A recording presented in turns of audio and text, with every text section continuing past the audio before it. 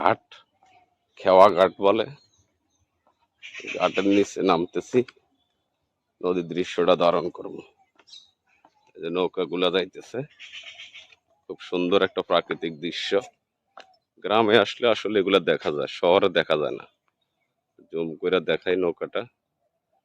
এই একটা নৌকা, ওই একটা নৌকা।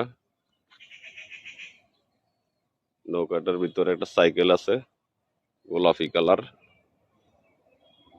খুব সুন্দর। ওই পার যাবে, ওই যে নৌকাটা যেখানে, ওই পারে যাবে।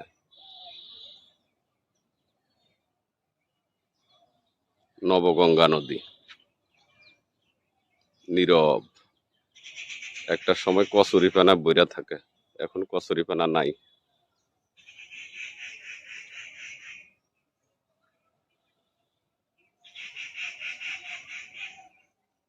চলেন যাই এখান থেকে, বাজারের দিকে যাব, দুধ কিনবো।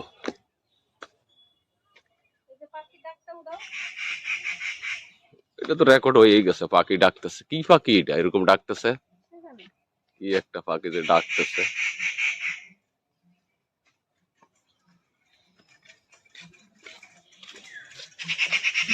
বুলবুলি, বুলবুলি এত স্পিডে ডাকে? বুলবুলি না, কি পাখি রে এটা বাবা?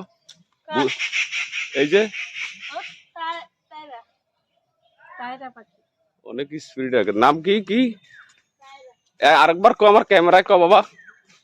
কি পাখি? পায়রা।